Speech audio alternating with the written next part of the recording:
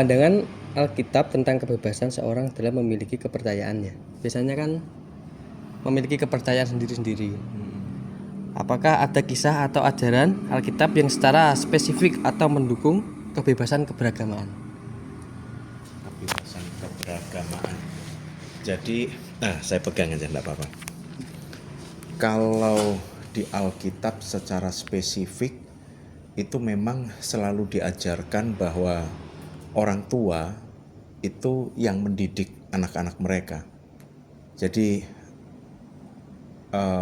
kebebasan untuk memilih agama, memilih keyakinan kalau di Alkitab itu sebetulnya bisa dibilang ditentukan oleh orang tua, kebanyakan begitu.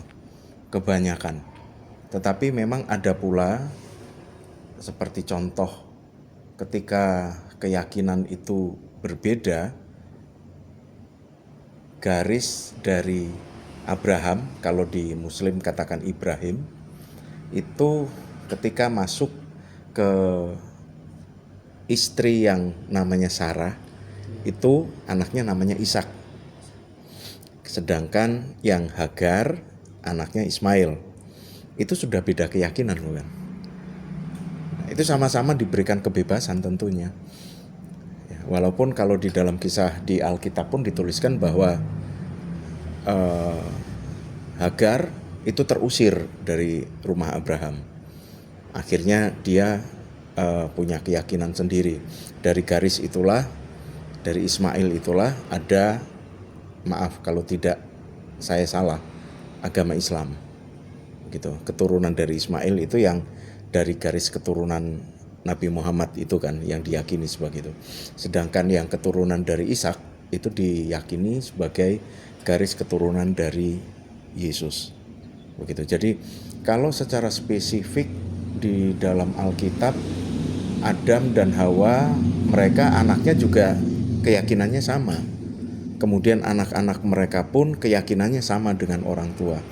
Jadi dalam hal memilih keyakinan, Yesus pun ketika dituliskan di dalam kitab Perjanjian Baru. Jadi kitab Kristen itu ditulis di dalam 2 buku besar, Perjanjian Lama dan Perjanjian Baru.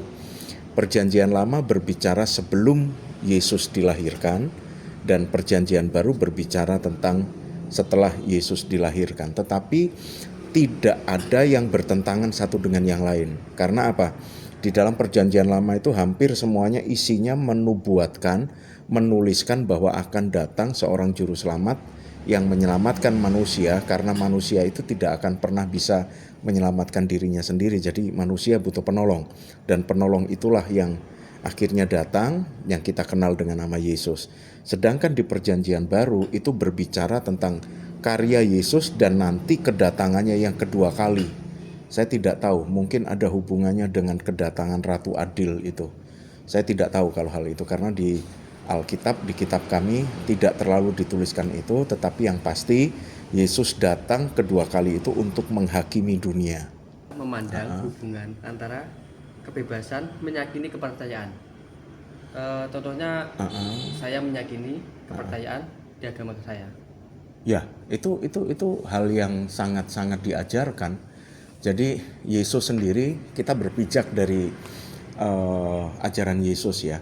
Karena Kristen itu terambil dari kata Christian, artinya pengikut atau murid Kristus.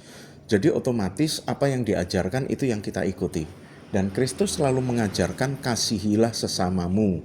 Kasihilah, bahkan yang paling ekstrim, kasihilah musuhmu. Orang yang memusuhi kita, bukan kita memusuhi mereka, enggak. Orang yang memusuhi kita itu ajarannya adalah kasihi mereka. Dalam satu kisah di Alkitab dituliskan, ketika Yesus itu disengsarakan, ketika dia dianiaya, bahkan ketika dia akhirnya mati, disalibkan, sebelum dia mati, dia berdoa, ampuni mereka, karena mereka tidak mengerti apa yang mereka kerjakan. Artinya orang-orang yang menyiksa itu, orang-orang bahkan yang menggantung Yesus di kayu salib, dia mengampuni. Nah, ajaran itu pula yang selalu kita tekankan. Walaupun kalau pada kenyataannya ada orang Kristen yang tidak bisa mengampuni dan lain sebagainya, itu seperti yang saya katakan tadi, itu sebuah pilihan. Karena memang Tuhan memberikan kehendak bebas kepada manusia. Yang pasti ada satu ayat dikatakan, ketika engkau ditampar pipi kananmu, berikan pipi kirimu. Itu satu bukti bahwa ketika kita berseberangan dengan orang lain, kita tidak bisa untuk memaksakan orang lain itu. Jadi berbicara soal hubungan dengan agama lain dan lain sebagainya, itu sangat ditekankan bahwa kita harus punya kasih, kita harus saling menghargai.